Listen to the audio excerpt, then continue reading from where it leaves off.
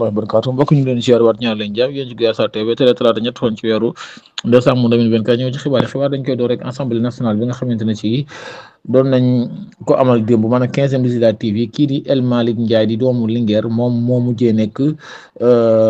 président assemblée nationale ci 134 voix nga xamante ne ci sax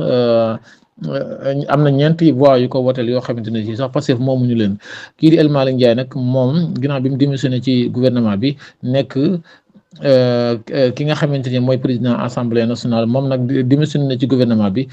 kii nga xamante ne ci mooy Yankhoba Diémé moom moo ko remplacé ci ministère des transports bi nga xam ne El Malick Ndiaye nekkoon na ko Yankhoba Diémé moom nag ginnaaw bi mu yoree ministère des transports Abbas Fall moo remplacé kii nga xam ne mooy Yankhoba Diémé yor ministre bi nga xam ne mooy ministre du travail fonction publique ñu ko dénk mooy Abbas Fall nga Abbas Fall moom sax démissionné na ci postom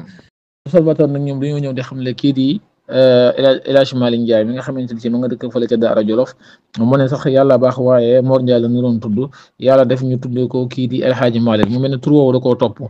ba tey l'observateur ñëw ne mu ne Abbas Fall dugal nañ ko ci gouvernement bi ndax boobu lañ ko calmé Yankhoba Diémé nag moom moo remplacé ki nga xamante ne ci mooy El Hadj Malick Ndiaye nga xam ne Yankhoba Diémé moo yoroon ministre de travail moom moo ko yoroon fonction publique nga xamante ne ci moom ki ko remplacé rek mooy Abbas Fall moom moo yore léegi ministre du travail ak fonction publique nag ñoom dañoo ñëw di xamle Sonko reste na lii di primature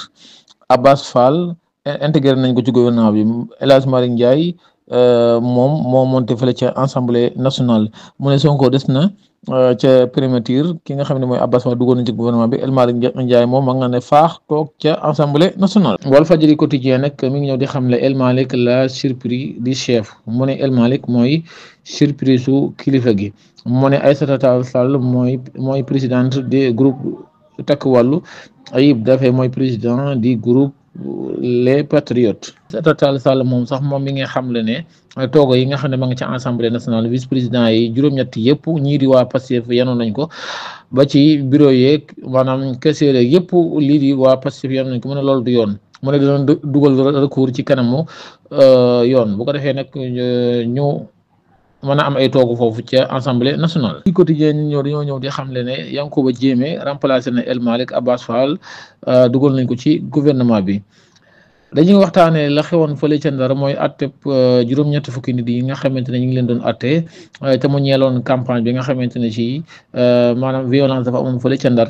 ñii di garde corps yi waa sàmm sa kàddu nga xamante ne si dañoo jote woon ak ay commerçant fële ca Ndar ba am ñu ci gaañ ñu bare dem nag lañu doon atte procureur nag génn na def li ñuy tuddee réquisitoire maanaam daal mi nga xam ne ñooñu 23 ci ñoom maanaam ñaar fukk ak ñett ci ñoom ñooñu dañ leen tëj 5 ans de prison ferme loolu la procureur xam ne léegi nag atte bi war nañ koo amal 6 décembre démb lañ doon amal atte bi fële ca tribunal bu Ndar. Ministre de la communication moom nag jamono ji mi ngi def conférence de presse mi ngi amal benn conférence de presse nag moom mi ngi ne lim jot ci ay liste maanaam 112 médias yoo xamante ne si mi ngi ci Sénégal. loolu la xam léegi xam naa nag conférence de presse bi mi ngi daw lépp lu fa tukkee rek danañ ñëw yegg leen ko incha allah.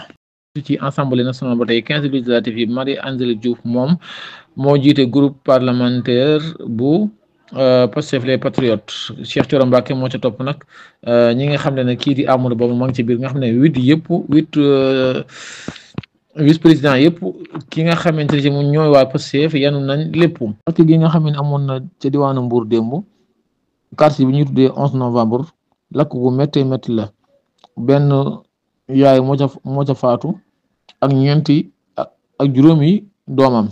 maanaam ñetti doomam ñu ngi ci ak ñaari cousinam ñoom ñoo ca faatu mu doon lu métti ñu ñaan suñ borom subhanahu wa ta'ala yërëm leen yóbbu leen ci aljana. wàllum tàggat yaram lañ koy jaaxle la CNG confirmé la victoire de Modou Lo sur Siteu mu ne CNG nag dëggal nañ ndamu Modou Lo gannaaw nga xam ne dañuy di waa Lansar déposé woon nañ ab recours jaaree ko ci kii di seen menaceur maanaam menaceur Siteu di Maxime Bargane démb nag waa CNG dëggal nañ ndamu Modou Lo kon nag li day firnde Modou Lo kenn mënul ci moom dara ci jamono ji mbokk ñu ngi leen di jaajëfal dina ñëw ci yeneen i xibaar di leen ñaan ngeen abonné te partage